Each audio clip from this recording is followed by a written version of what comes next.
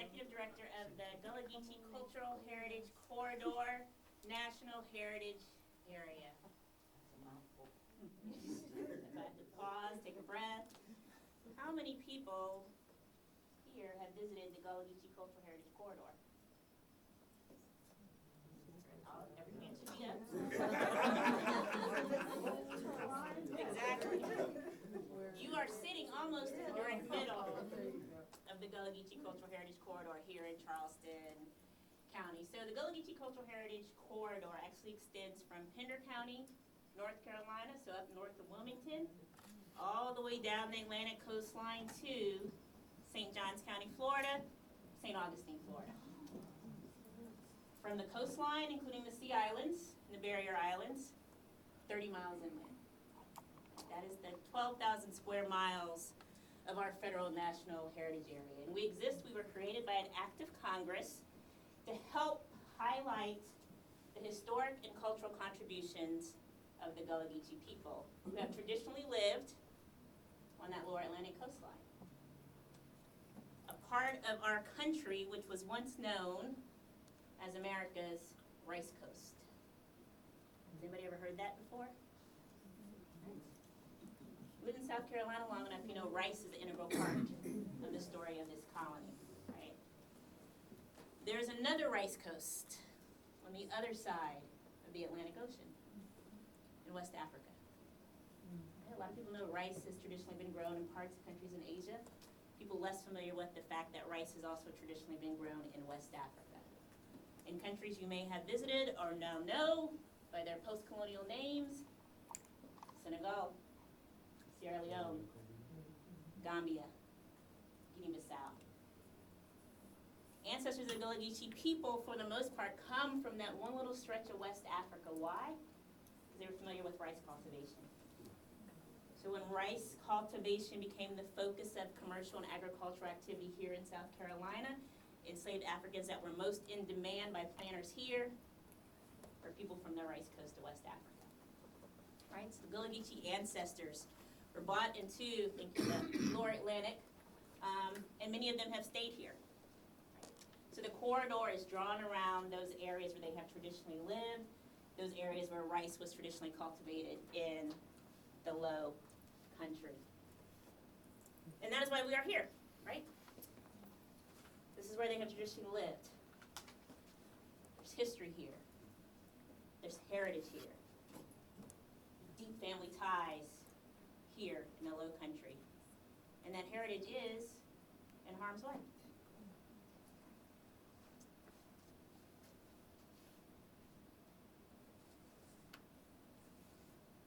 I always start at this point, right? There's a larger issue here for those of you who lived in other places. Most African Americans in this country live in the Southeast, right? So those deeply colored areas here in the lower Atlantic coastline, those are places in the country where you see the highest percentage of African Americans. That red circle, the Gullah Geechee Cultural Heritage Corridor, right?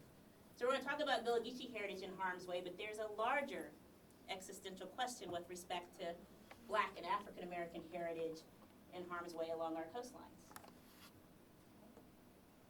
We have to keep the big picture in mind. And for many people, when I show this, that's the first time they've ever contemplated that.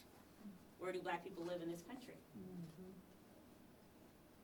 And we know every day more people are moving to the Southeast, white and Black.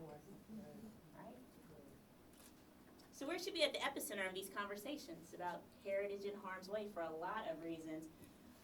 The Gullah Geechee culture in particular, because it is a unique world culture. It doesn't exist anywhere else in the world. It cannot be replicated anywhere else in the world. It's rooted in these lands here.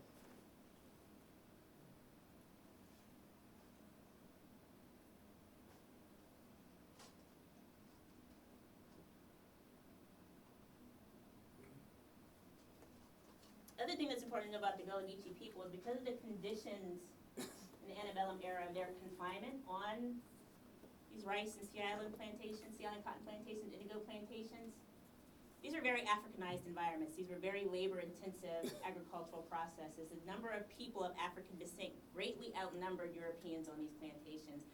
Because of that, we believe that of all African Americans, the Gullah Geechee people have managed to retain the broadest and deepest set of cultural continuities with West Africa.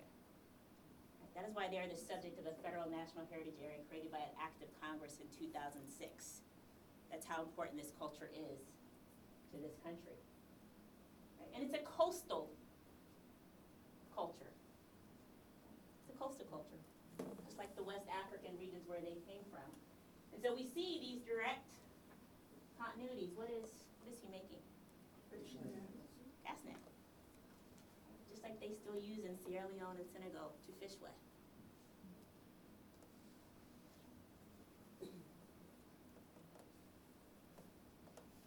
I'm a lawyer, I have to come with talking points and arguments. Put those on the table now. The culture, history, and future of the Gullah Geechee people is inextricably tied to the land that they have traditionally cultivated and owned. Let's start with that proposition.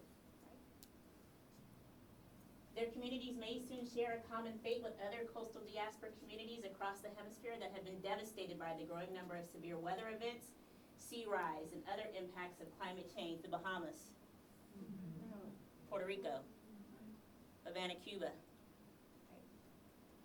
Black communities contribute less to the factors causing climate change, but they are more vulnerable. We're on the coast, right? In Brazil, we're on the coast. Limon, Peru, we're on the coast. But they are more vulnerable and bear a disproportionate share of the financial and human costs, right? There are still Afro-Puerto Rican communities reeling from Hurricane Maria. Right? The Bahamian communities that were hit hardest were those that were filled with migrant Haitians. Right? It's not going to be rebuilt right away. So there's a sense of urgency out of that commission, right? Anybody want to guess where this is? Want to say Puerto Rico? Puerto Rico. Maria, that's the devastation when it comes with the hurricane. Right? That's what we want to avoid. That can be completely wiped out. Right? We want to avoid that.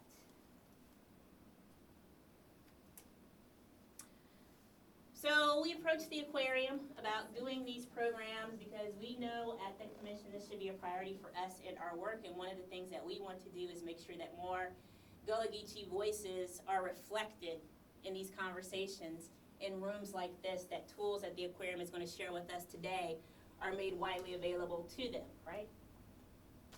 Because they have a strong case to make, persuasive case to make why we should be concerned about this heritage in harm's way, one that they have been making for a long time. Mr. Bailey White, 1866, we have a right to the land where we are located. Why, I tell you, our wives, our children, our husbands have been sold over and over again to purchase the lands we now locate upon. That the reason we have a divine right to the land, and then didn't we clear the land and raise the crops of corn, of cotton, of tobacco, rice, sugar, and everything, right? Ancestors of the Gullah Geechee people changed the very topography of South Carolina with their hands. Right? The enormous wealth that was generated in colonial South Carolina due in large part to the efforts of their black bodies, right? In this land. You drive down Highway 17, you see all those old rice fields, right? It did not look like that when the Europeans and Africans arrived. So everywhere you look around South Carolina, if you're Gullah Geechee, you see your ancestors.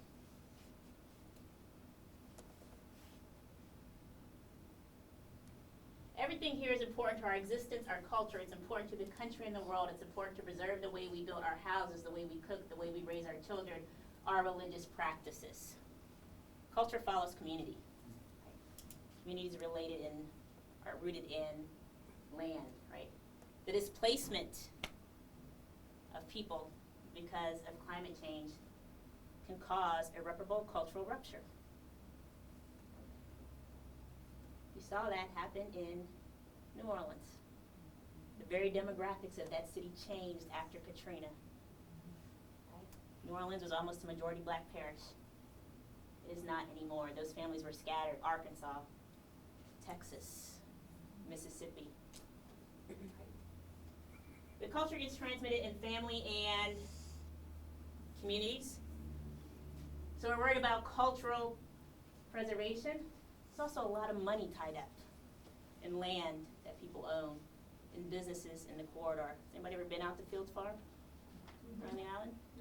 Third generation Gullah-Geechee owned farm. They have a restaurant across the street, produce stand, very entrepreneurial, right? But that farm is on Johns Island, right? So when we talk about heritage in harm's way, we shouldn't also overlook how much economically Gullah-Geechee people have invested here in land in the Low Country.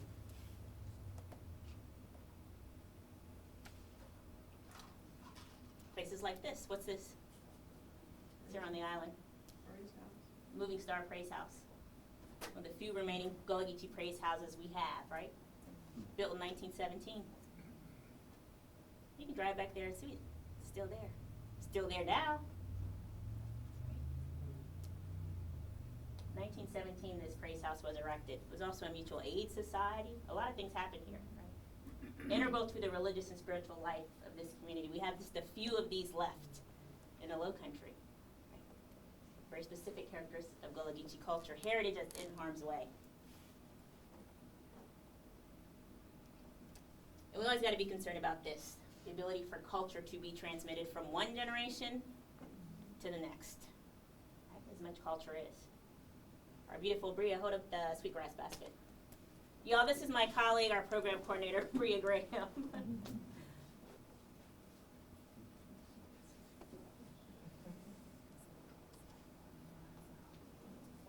Very particular Gullah-Geechee cultural expression, direct cultural continuity with West Africa.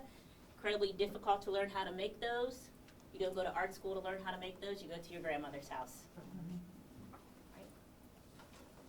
So we want to keep traditions, cultural traditions like that alive. We've got to keep communities intact. The Gullah-Geechee ring shout is another example. Festivals. Gullah-Geechee festivals. Programs like this, deeply rooted in the community. This was the Gullah-Geechee Foodways Festival at Hilton Head Island, organized by, some of you may know, Louise Miller Cohen. That little blue house was a family member's house. It's 100 years old, right? She's turned it into a museum. Around that house, she has this festival. We want to keep things like this going, right? You need to keep people like Louise on Hilton Head Island, keep houses like that, little blue houses like that, up and running. So that's why we are here, to make sure those voices get reflected, to make sure we talk about heritage in harm's way, climate change, these environmental issues that we see Black people. Anybody know where that is? It's downtown Charleston. Is it Bees Landing? 2 years ago. Yeah. Downtown Charleston. Oh, Right?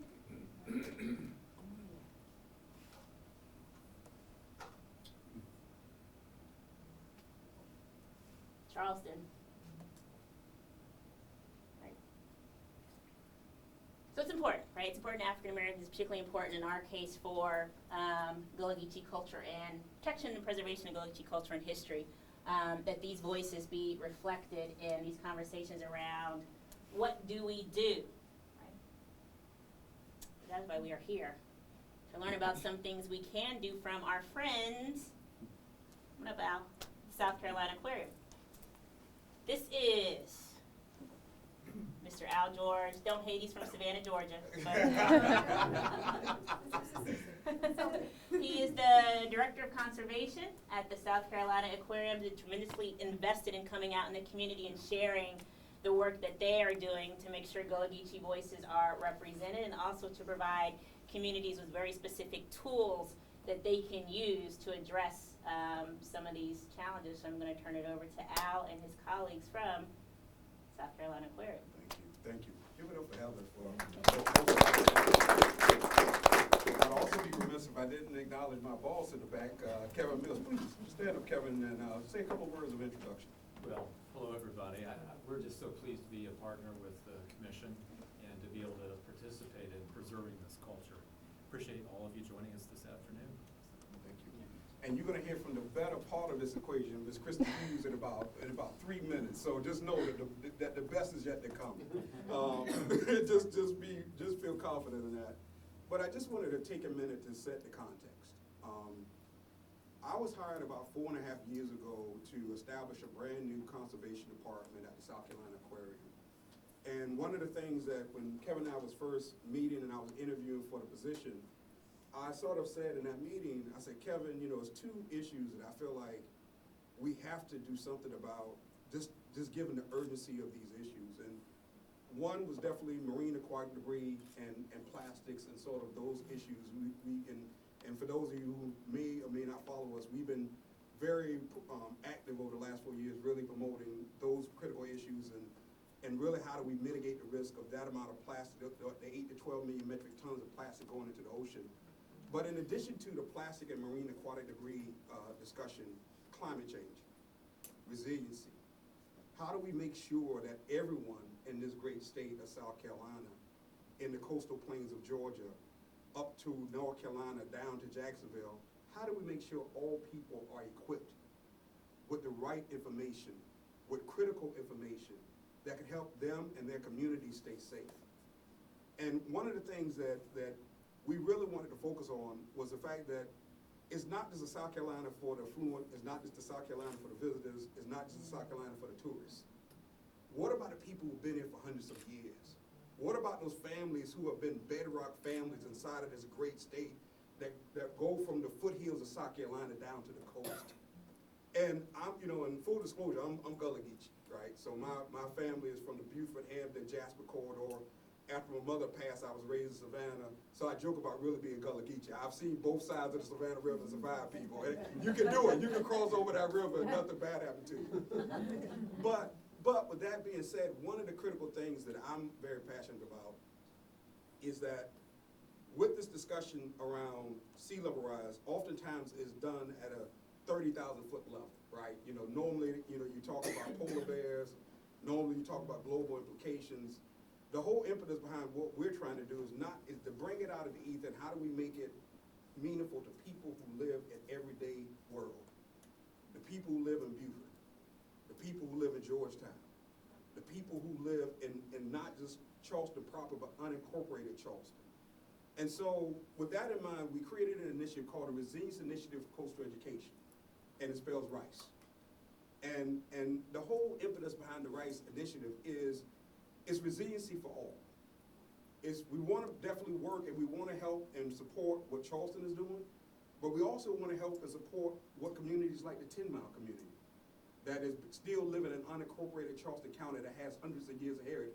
We want to also help the Mitchellville community that is under siege from downward pressure from development in addition to these sort of existential threats. We want to help the Maryville communities that are dealing with issues of salt marsh die-off and there's not a lot of resources going to these communities. And so what that is sort of the frame of reference, and that is sort of driving force behind what we're trying to achieve. We launched this initiative 4 years ago. We've been blessed with incredible partners like the Gullah Geechee Cultural Heritage Corridor, Medical University of South Carolina, SCTV, Allen University, the Department of Energy, and we just been awarded a new grant from the Economic Development Administration. And so with all of these different partners, we have endeavored over the last 4 years to bring these type of conversations to local communities. And so we have been on this resiliency tour for about the last 4 years on this road march. You're gonna hear specifically about the tools that we have developed to help communities not only plan, but also to be a part of the solutions-driven culture we need to have. How do you collect the data? How do you ascertain the data that you need to make your community safe? And so, in closing, this is the critical issue here. We're looking at, there's a projection that we could see 6 to 11 feet of sea level rise in the next 85 to 100 years. That's what the science is saying. Now, we have two choices. You can say, that guy from the South Carolina Aquarium, maybe he stopped by the bar on the way coming in, had too many bourbons, because did he say 6 to 11 feet of sea level rise in the next 85 years? That's what I said. And I promise you, I have not stopped by the bar this morning. That is the reality. But here's the deal. Either we have one choice, which is to try to ignore that truth, and to try to sort of say we're not going to deal with that reality, and we're going to say, well, maybe it's not going to happen on my watch, so I'm not worried about it, right? That's one option. The other option is us knowing this information and being armed with the best scientific data, what can we do to mitigate the risk, to make sure this great state, coastal state of South Carolina, is around and vibrant and thriving for the next 100+ years? That's really the question. And that's really the charge. And so when we came up with the initiative, Resilience Initiative Coastal Education, it was a remembrance of the past that, guess what? In this part of our country, we've been doing large-scale waterland engineering for over 300 years. So it's the first thing I want to do is remind you, this is not something new. We have done this before, and guess what? We didn't have ArcGIS, we didn't have GPS, we didn't have backhoes, we didn't have no technology, but we moved enough land that was greater than the amount of stone that was moved to build the pyramids of Egypt. That's how much land we moved here in the state by hand. And so my question is, if we could do it back then to cultivate rice, why can't we do that, use that same ingenuity to make sure that the great state of South Carolina is going to be thriving and resilient and be able to manage this dynamic interplay between water and land? So within that homage is both a remembering of your history, that you have to remember your past. Sometimes you can forget who you are, right? I was at Georgetown last night and I said, y'all need to remember, y'all are the epicenter of the rice plantation production. Georgetown was an important place. Can't you remember? You need to remember your history. But also within that remembrance, the critical question is, how do we now use the best technology, the best tools, and how do we also impart people like yourselves to be a part of that knowledge acquisition strategy, where we can have the localized data that's needed to inform the policy decisions, but also how we're going to deploy capital to achieve these goals of making sure the state stays intact in spite of these changes. So, as that is sort of the introductory backdrop, I'm now going to introduce my colleague, Christy Hughes, who has the undubious distinction to have to work with me every day and can get my calls in the middle of the night, talk about what we need to get done. Please welcome Christy Hughes. Thank you. Now, please feel free to jump in and elaborate as we go through this. So like Al mentioned, our tools, the whole reason we're here today is really about education and empowering you, empowering communities to protect your livelihoods, protect your homes, protect what you have, and gain that resilience for our communities. So there's a lot of numbers thrown around in science about how much sea level rise we're going to see. What we do know is that over the past about 80 years, since 1921, we've seen a foot of sea level rise in the Charleston harbor. And all predictions say that we are going to see additional rising waters in our area. Interesting thing, I read a research article from last year that looked at South Carolina, looked at the nation for the implications of sea level rise, particularly for residential homes. We've had these storms, these massive rain events since 2015, and when homes are chronically flooded, it definitely reduces the resilience of our communities. South Carolina was ranked as 5th in the nation as most vulnerable based on residential homes to the impacts of sea level rise. And right here in Johns Island is one of the 50 cities in the entire nation most vulnerable to sea level rise based on the number of homes that will be affected. So really we're at ground zero. This is really, really important for us here and a great place to have this discussion as well.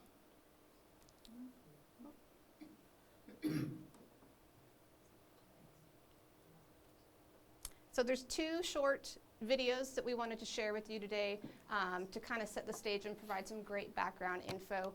This one, Waiting for Hope, is about 4 minutes long. It's a great introduction to the 10 Mile community. Marilyn Glover speaks to us here in this video, and it'll provide a lot of useful background information for you. Is there a way to turn the lights down a little bit?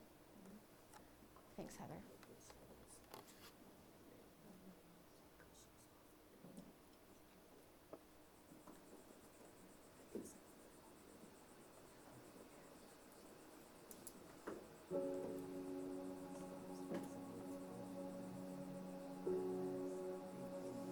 You got to be able to stand up. Don't be afraid. I mean, even if it doesn't work out and you feel as though it's right, then you stand for it. Gullah Geechee people are an endangered species almost.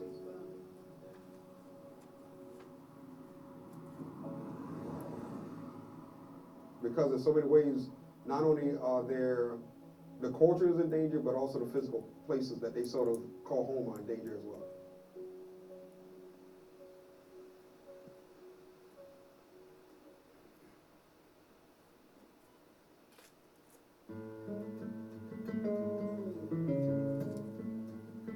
lived in this community for 32 years, since I married my husband.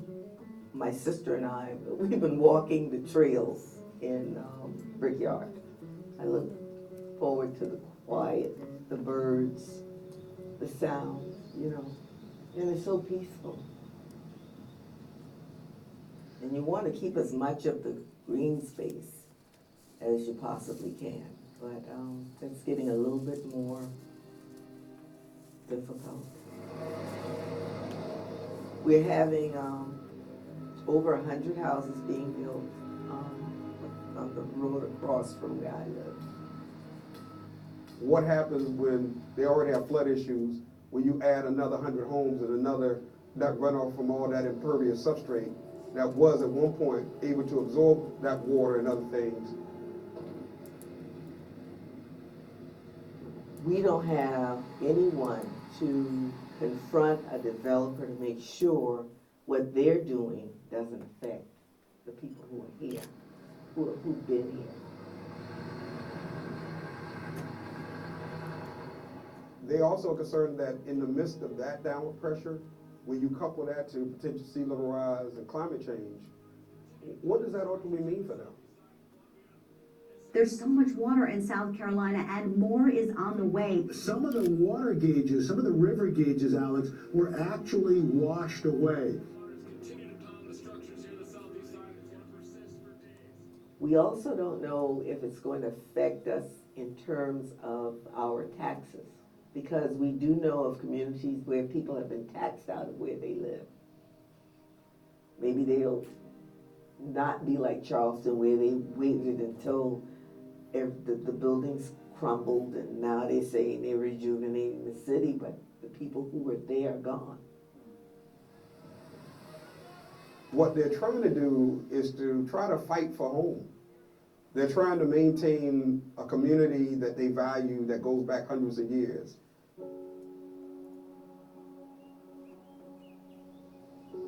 Charleston has this project that they put in place where they're handling flooding.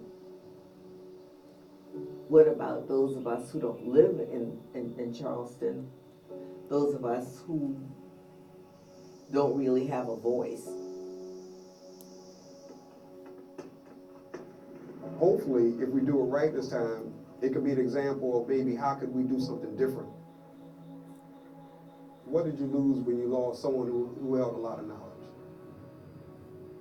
Hopefully, next 10 years you'll come back and see what happened. You know, that's my last word.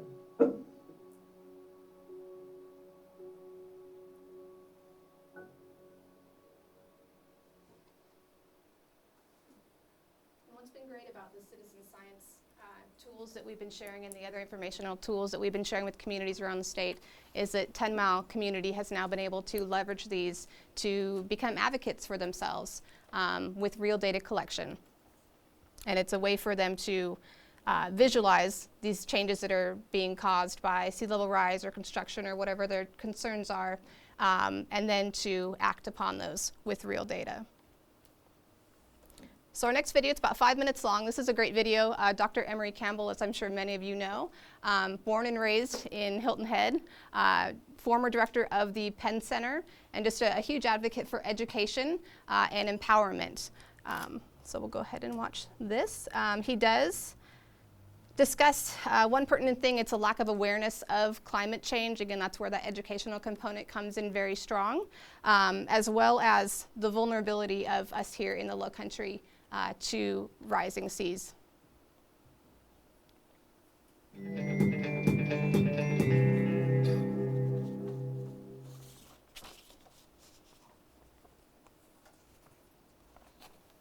Well, I think the biggest change I've seen in my life living here in the Lowcountry has been the population change.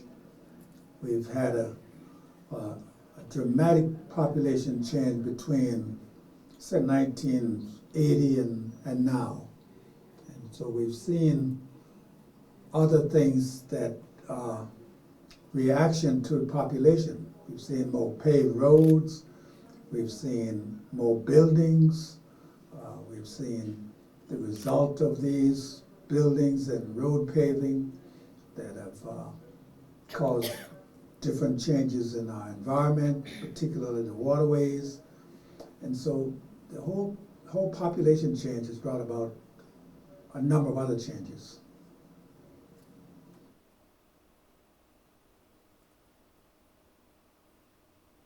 I don't believe people have really become aware of the effects of climate change, because people are not as dependent on the mess of fish or the mess of shrimp that they would have caught in my lifetime. So the changes and what happens to the waterways does not affect people as they once did. The shrimp that they go to get now is in the supermarket already. They don't have to haul it into a boat. And so they don't see the effect of climate change on their foodways as immediately as they would have, when I grew up.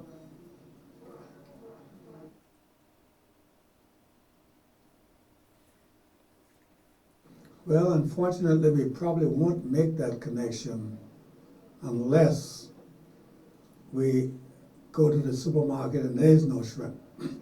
And then they say, well, what's happened?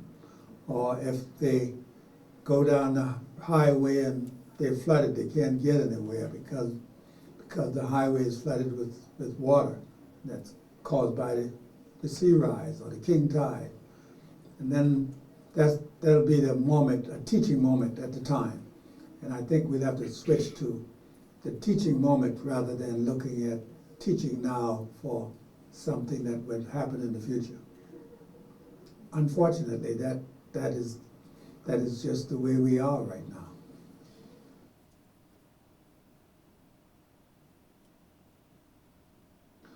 But Penn Center to me means education. It means transition. This place was an important place for transitioning out of slavery to freedom. Nearly a century later, there was a transition from segregation to desegregation.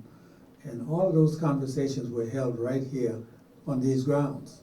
First with Ellen Murray and Laura Town, developing a school here for people who were coming out of slavery and having the opportunity to get educated for the first time, to live in America as we know it, as we knew it then. And then in the 1960s, Martin Luther King found this place to be a safe place for him to come and hold conferences and hold conversations about the change that would come from segregation to desegregation. And so the place has served as a safe place in two different eras of history.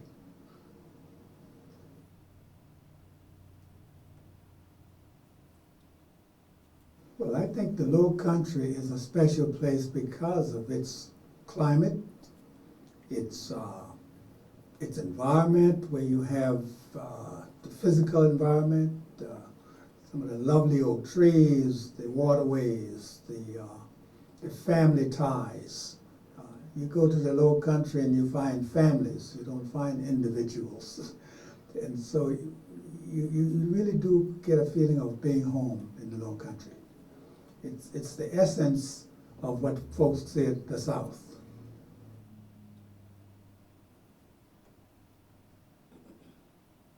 I fear we may lose some of it because the Low Country is one of the most desirable places to live. And so we have a new population moving into the Low Country rapidly that don't always understand, or they all don't understand what the Low Country tradition has been. And then we have the Low Country being one of the most vulnerable places to sea change, to climate change. And so we're very vulnerable in both cases. The culture is vulnerable to change and for the worse. And so is the environment, very vulnerable to change for the worse.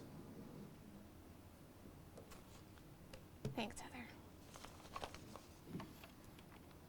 So now we have some really great tools to share with you.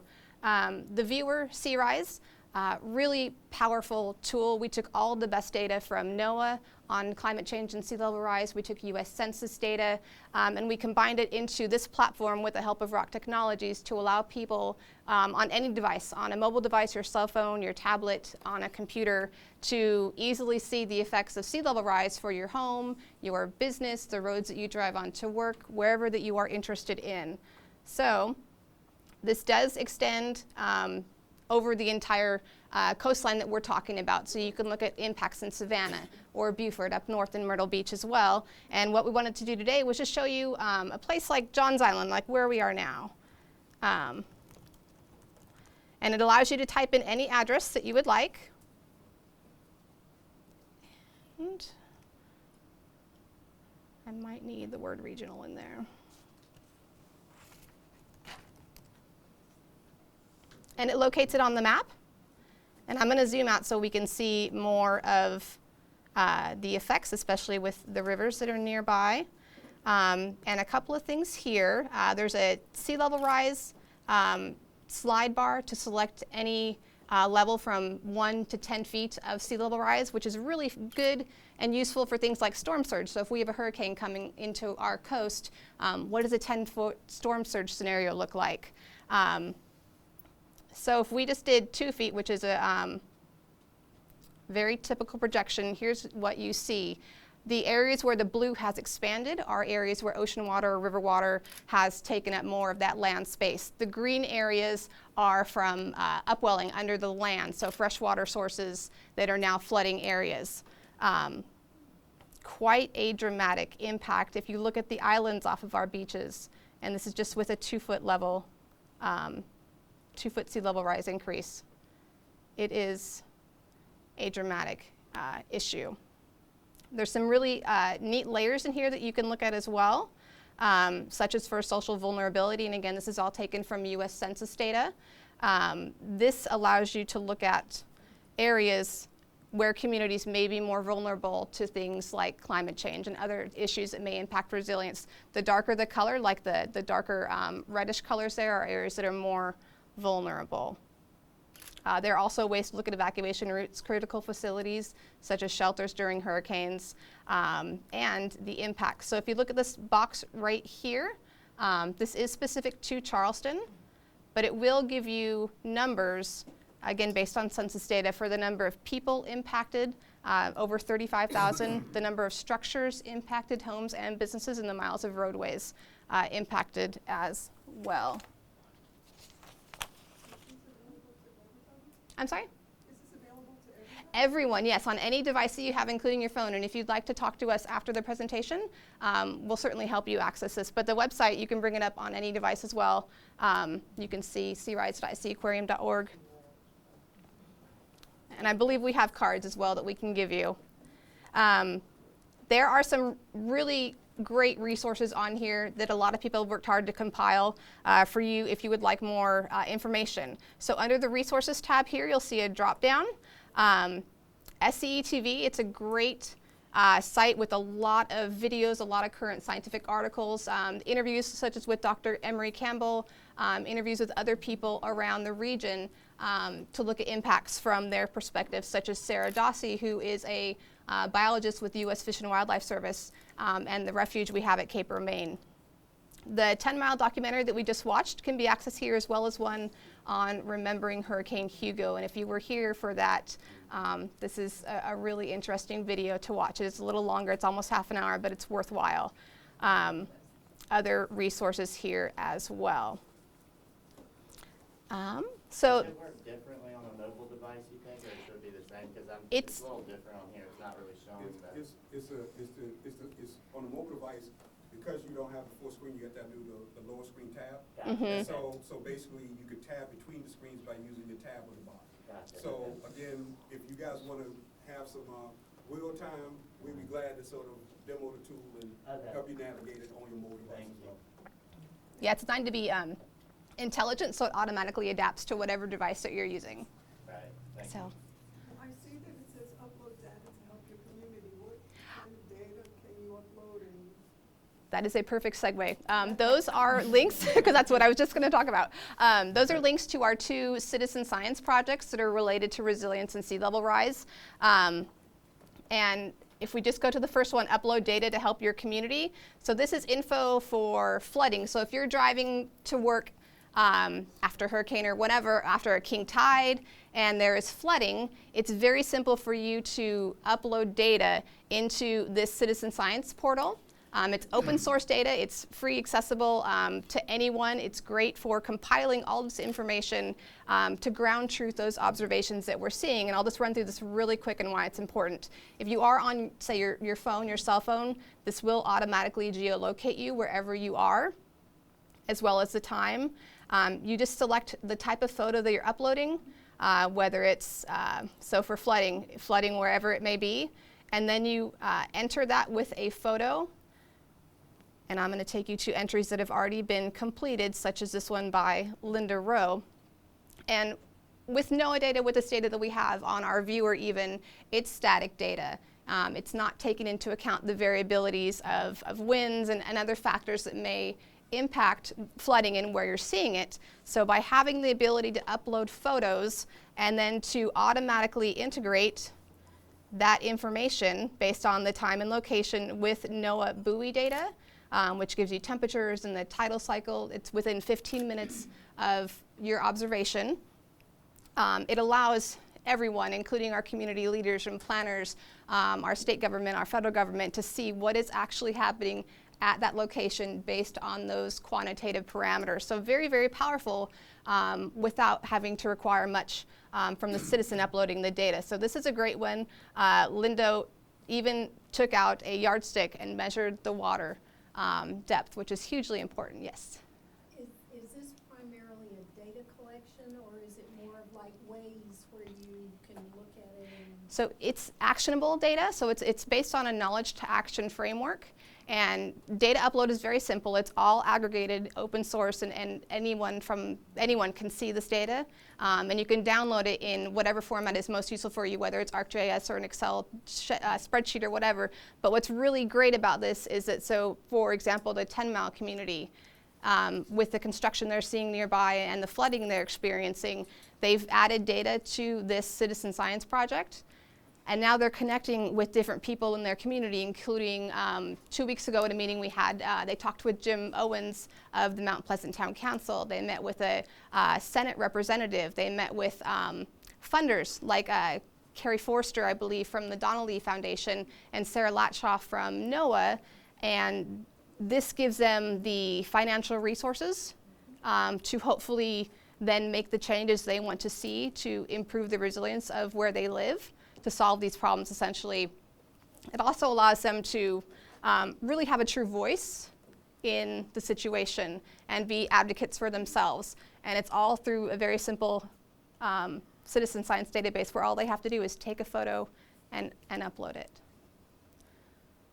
I had an app that showed the Charleston street closings because of flooding. Yes. And yes. I said, well, and I would be very egocentric, and I said, well, I don't need this right now because I'm in New York, so I don't need to know this. But it's something it's handy to have. And another question that I wanted to raise prior to the last slide, with the impact of sea levels rising and the impact of climate change, are we getting this information out to our teachers to put them on their school web pages so that further studies and impact can be made with the students to going forward? Because we have heard their voices about other things affecting the nation, the world, but when we're talking about their particular community, how is that being generated? And that's a really great question. So we have students in education are definitely a priority for the aquarium, and we have worked with multiple schools now to engage them in this. This is like a STEM-based, a science-based learning project. So teachers have been able to take this platform and manipulate it a little bit so it's applicable to whatever they're trying to do. And students then engage in uploading data, and then they can also analyze data. They can perform research projects. Like we have another citizen science project that Al mentioned on plastic pollution in the environment, where people collect information on litter sweeps. Students even from Ashley Hall and several other schools, James Island Charter High School, I believe, have then contributed data and then downloaded all that data and created scientific posters, something that they wouldn't normally do until college, and then held a research symposium at the aquarium, sharing that information, interpreting it, and going through the whole STEM process. So yes, education, we're working with various elementary schools as well to let the kids have a voice, let them contribute to the solution. That's really what it's all about. Has City Council been made aware of this? Yes, so just for instance, on the 16th, I'm sorry? Why haven't they addressed it? Why haven't they put it out to the public? They've made a lot of strides forward. Charleston has had since 2015, I believe, a sea level rise strategy, thanks to the mayors. I know various city councils are working very hard to take action with this information. And Al, maybe you can speak more specifically. And also, just so you know, full disclosure, the young lady who actually created the sea rise viewer, she used to work for Rock Technologies, but the city just hired her. Okay, and so she's now the new head of RGIS. So I think they were able to look at some of the good work that she had done with us and decided they needed to bring her in-house. So I know that she's working on several different projects. Her name is Emery Campbell. She's working on several different projects for the city right now, and hopefully we will see the fruits of her labor sometime soon. So I know that has happened, and that's some, sort of background information. Which is exciting.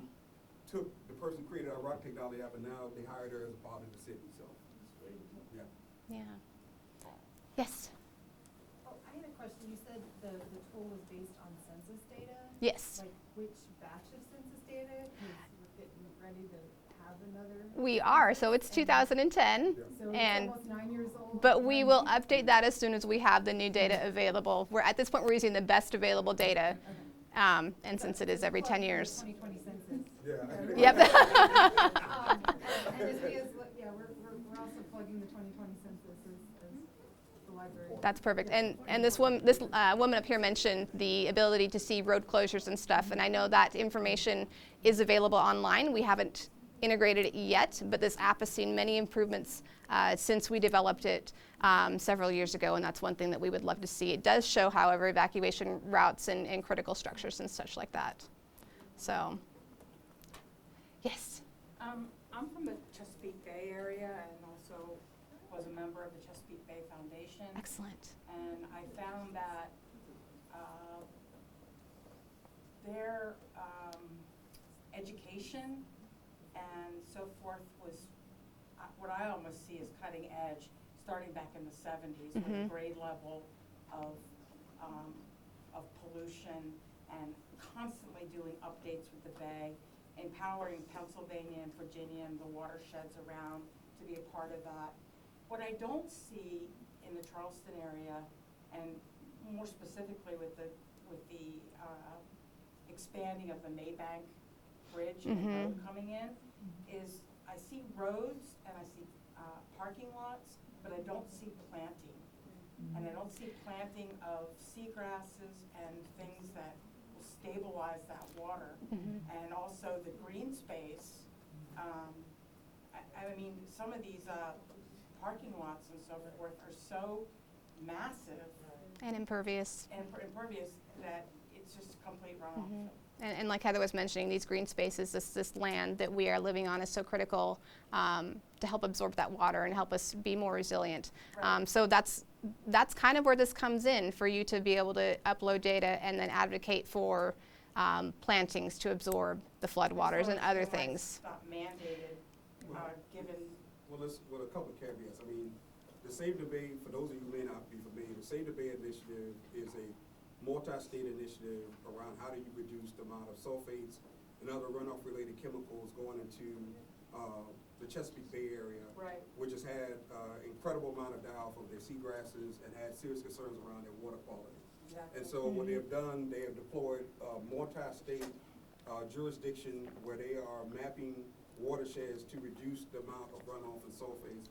But the only thing that, and I would say only a couple of key distinctions and caveats, that's probably one of the most mega populated areas in the country. And so you are absolutely correct that you guys have been, and that area has been on the cutting edge in terms of the education outreach, but in terms of water quality, where we are, because we are such a low population density, we have this way better water quality just through natural happenstance, right? Sure. And so to your point, I totally agree that that is a great initiative. I think what we've been trying to do, to be quite frank, is how do you raise the profile of these issues in an area that hasn't had to deal with those issues yet?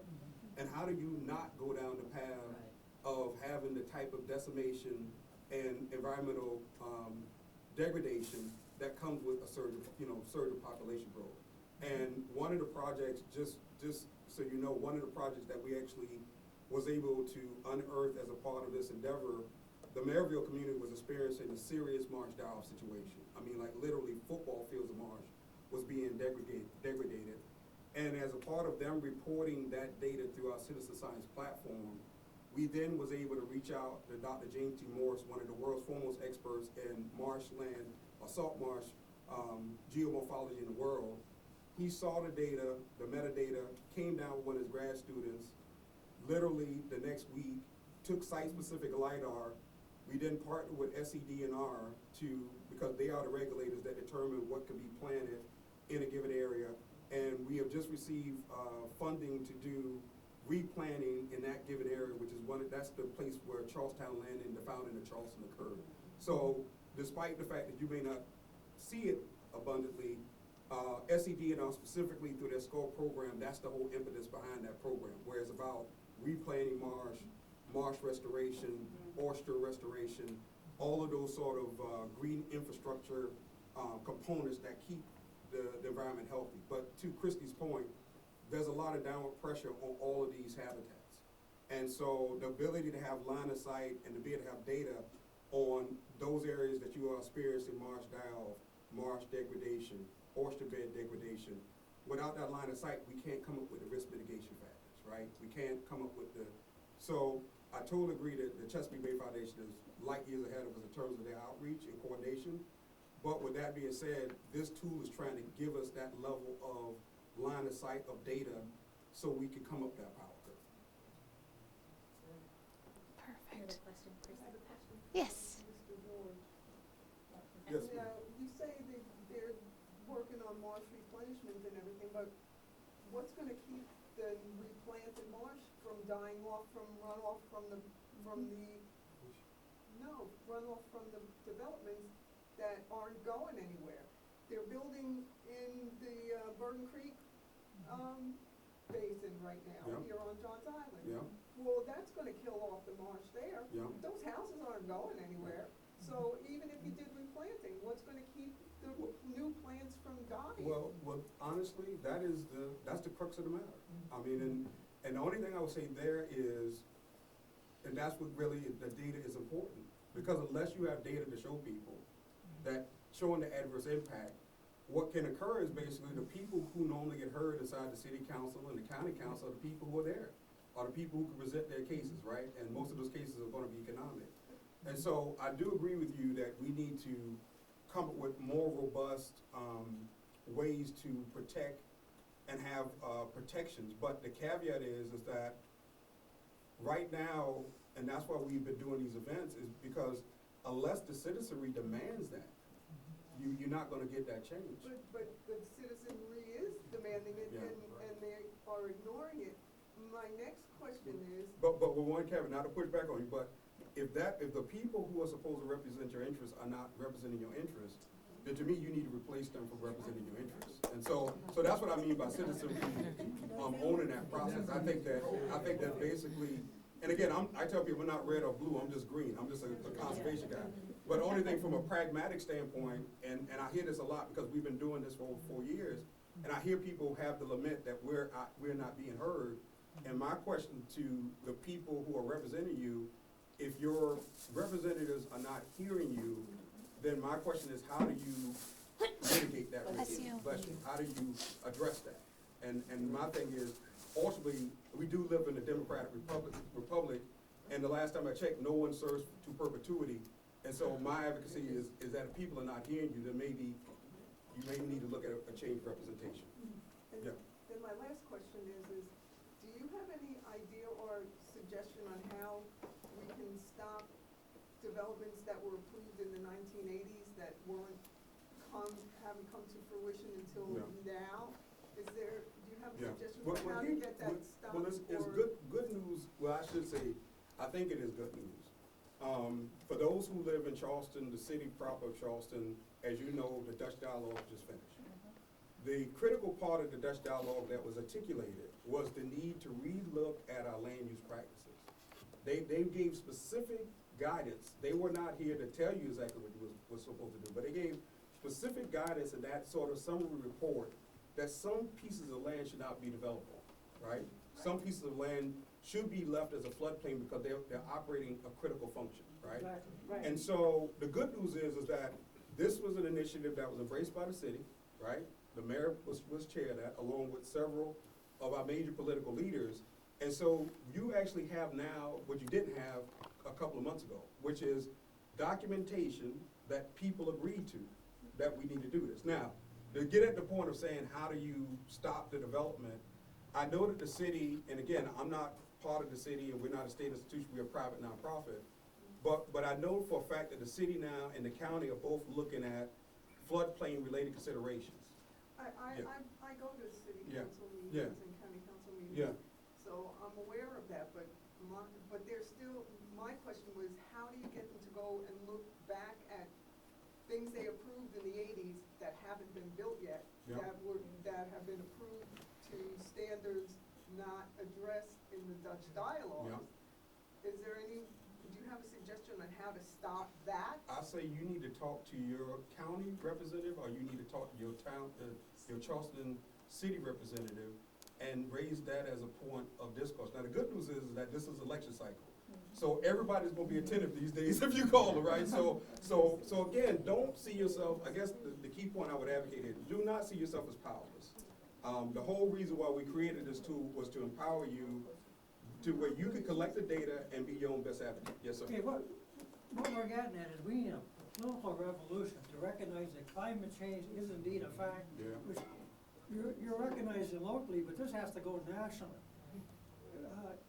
What is the really cause of the climate change? Is it fossil fuels, extensive burning of fossil fuels? If that's triggering all this runoff and destroying the sea level rise, that needs to be tackled on a federal level where you have to phase out fossil fuels so you don't have the worldwide temperatures going up and you get the sea levels rising. So it's a big picture change that we need, and it's political. Well, I agree with that, and I want to totally say I agree, but the thing I would also add, all politics are local.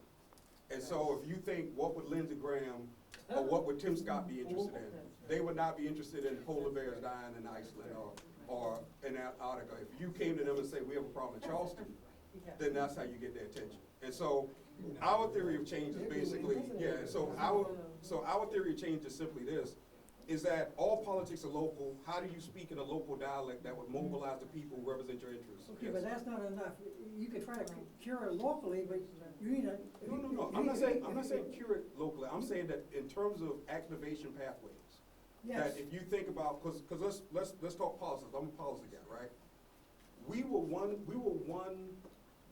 was one, when you think about the fact that we were gonna have a comprehensive energy policy that was on deck to pass, that already passed with the Waxman-Pullman, that already passed Congress. And basically it was gonna be Lieberman, it was gonna be Kerry, along with Lindsey Graham, who were going to introduce a comprehensive energy bill to the Senate. At the last minute, Lindsey Graham backed out because of the onerous nature of immigration, right? By one senator, we faltered on what everybody thought was gonna be inevitable, right? And so my point is that even though you may say, okay, well, Al, you focusing on local impacts national. Yes. When if we were able to keep Lindsey Graham on that ship, this conversation would be totally different right now. because we would have an integrated national policy. So what I'm saying, and I want to be clear, I'm not saying that this localized effort is going to be the soup du jour for all. But what I am going to say is that what is the conduit to get the right people in play in South Carolina, the people who represent South Carolina on board to something like that? I'm saying it's not going to be what's going on in Wyoming that's going to do it. That's the only point I'm trying to communicate. I want to introduce just one more quick citizen science tool, and then we'll definitely open up the floor to discussion, because there's a lot of great discussion happening. The other thing that's really beneficial for people to empower themselves and protect themselves from flooding and other impacts associated with these annual storms or rain events that we're seeing and such. Here is a second citizen science project that ties you in directly to Charleston County. It's their Charleston County Stormwater Management Program.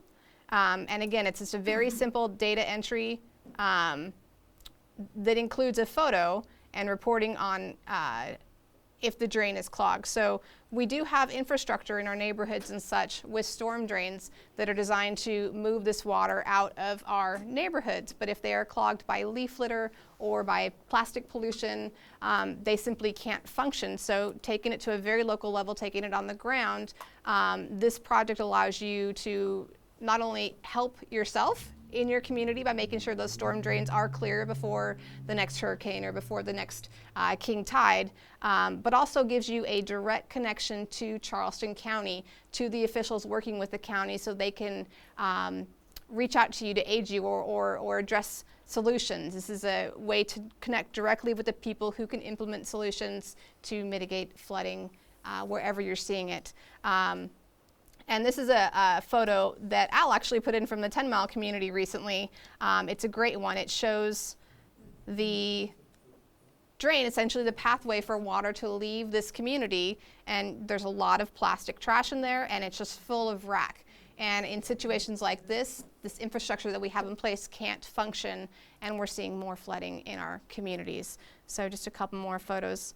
Whose responsibility is it to maintain the drains? What part of the county? The stormwater management group. So it just takes it all back to empowerment. And the only thing I would say here is that when you go, click on that again, Ms. Crystal. The photo? Yeah, and then go to the next one. And so this was taken to basically on a day with no rain, on a day with no tide that was in at the time. This was the surface drainage that was full of water because of all of that wrack and all of those marine aquatic particles. And this is a place that's in half in a FEMA floodplain. So what is going to happen with any type of precipitation?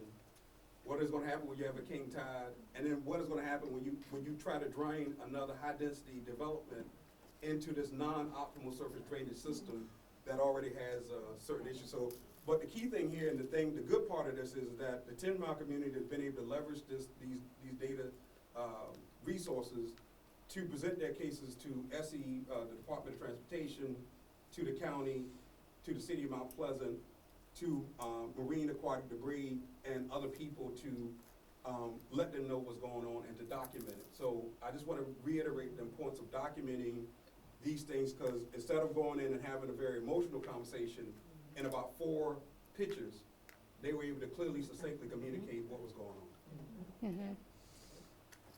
Okay. Could we get the lights, please? Thank you. Questions? This is where is it? Sort of a comment, more of a comment than a question. I live on Tom's Island, but I'm in the city of Charleston. Mm-hmm. I've been following the Dutch dialogues and the things that the city is doing, and those are all wonderful, commendable things. And I think that one thing that I have to continually remind myself of before I get into despair and anger, both together, is that they're very complicated problems, and the solutions are going to be complicated, and it's going to take a huge number of groups of people. No one is going to be able to come in with one answer or silver bullet, and this kind of data is priceless. But in terms of the development, it's important, unless you're living in a place where the population is stable, not growing, and there's no one moving in, to understand that some kind of a development is going to happen. And so to try to figure out the way to develop smart and to develop in ways that are not, as Dutch Dialogue said about John's Island, fill and build, is an enormous challenge. And the part that's humbling for me is that the way this is all gonna play out probably won't be in my lifetime, but, you know, to continue to talk to my representatives, city and council, and hear and go to meetings when they have information, things, and you can go online and find out about the summary for them. But Developers are driven by money, right? So when they get tax breaks for doing the right thing, it's a win-win for everybody. But it's how to build smartly, like you said, especially the peripheral parts of the community. But see, part of the problem is some of our council members, both city and county, are developers or realtors or are in some way attached to development. They still like tax breaks. But they give them tax breaks, but not for the right things. Well, they give them tax breaks, but we don't get any benefit from the tax breaks that the builders and developers get. That needs to change. And I think this is very helpful. Yeah. The information that we get here is very helpful. And the critical thing, and this is our key part of advocacy, we're a nonprofit, we're a nonpartisan organization, we're a data-driven organization, but the key thing about us providing these tools, number one, we want you to be aware, right? We don't want you to not have the right data to make sure you and your family can be safe. But number two, you don't have to be passive, you can be active, meaning if you literally just went, and it's not about, I said this, I was in Georgetown, South Carolina last night, speaking to a similar group, and the key thing I told one person, it's not like you have to be the caretaker of all. Like literally, if it's a storm drain, if it's a street that floods or whatever, you just literally being a caretaker of data for that specific line of sight is providing critical data. Even if it's just one street, even if it's one storm drain, even if it's just one area, one geolocation, and that's the key point. That is, we're not asking you to say that you have to think about the entire city of Charleston, the entire county, but we will say that that data is so critically important because the city engineers are trying to figure out how do they mitigate all of this risk for this big area. They don't have the resolution at the localized, hyper-local level. So that's the first thing. And then the second thing I would say, by you accumulating this data, what you will be in a good position to do is to not just get emotional about the discourse.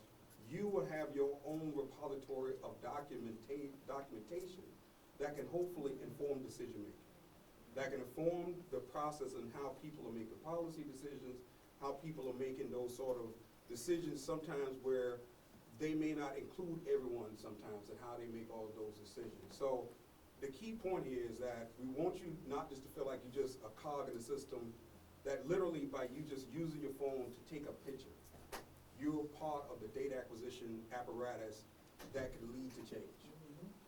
And it's absolutely critical to do that now because what's occurring and what's gonna happen is those communities, communities specifically that have themselves organized and are in a position to represent those things that ail them strategically, they're going to be the ones that are going to be positioned for resources.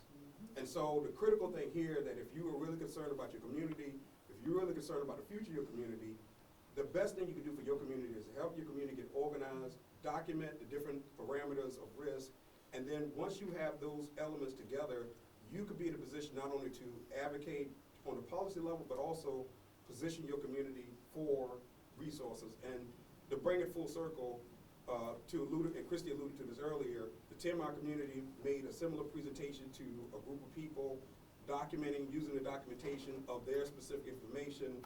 From their ability to articulate their problem, they have not only, they've received a site assessment from one of the best green engineers or sort of green ecosystem engineers in probably this part of the country.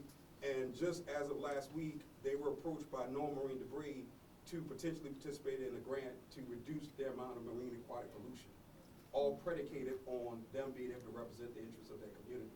Similarly for the Maryville community, literally by them just taking pictures of being concerned about marsh die-off, they're now going to be in line to receive hundreds of thousands of dollars of support to mitigate and to do that replanting of that marsh, to look at mitigating those risks. And so the bottom line is that I know it's a lot of issues. I know it's a lot of frustration. I know it's a lot of emotion. But how do you cut through that?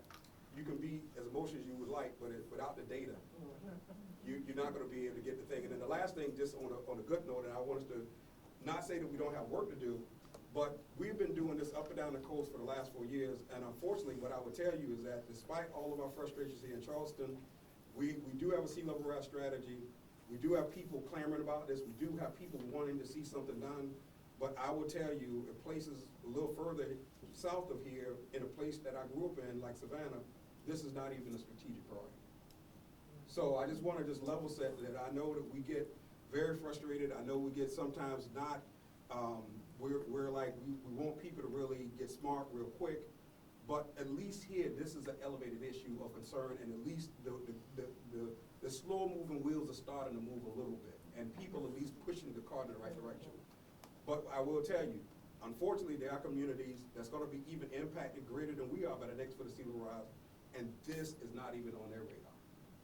So I just want you to know that despite all the things you may be frustrated with, we're one of the few communities in the Southeast that we're not allowing this to be a political issue, and we're seeing this as a pragmatic issue, and we're working in a way that can proactively mitigate risk. So I just want to encourage you all, don't allow your frustration, be frustrated, because that's the impetus to get you to doing something.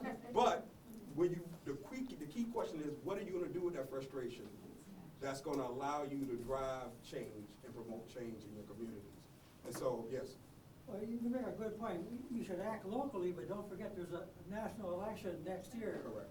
So it could be addressed, you could do both. Correct. I mean, one thing, if you want to recognize climate change, you could do that locally, but you could do it next year too. Correct. Correct. And, yes, ma'am. You mentioned two successes, 10 Mile.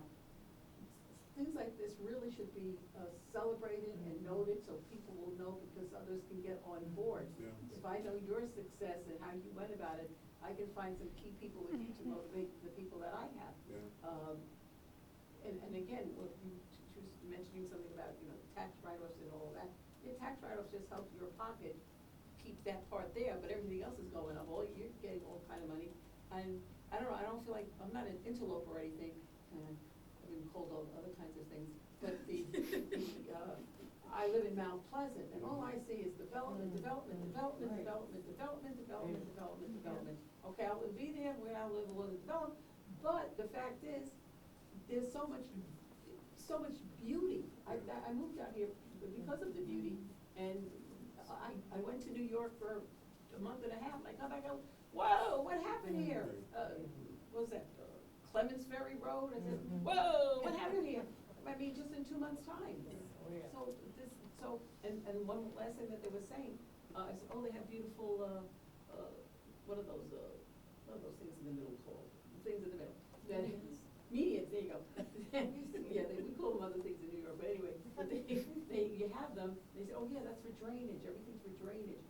And I'm saying, well, drainage, and why is Long Point Road always, they have an official sign that says, road flooded. I mean, how do you do that? Well, that gets back to the theme, heritage and harm's way, right?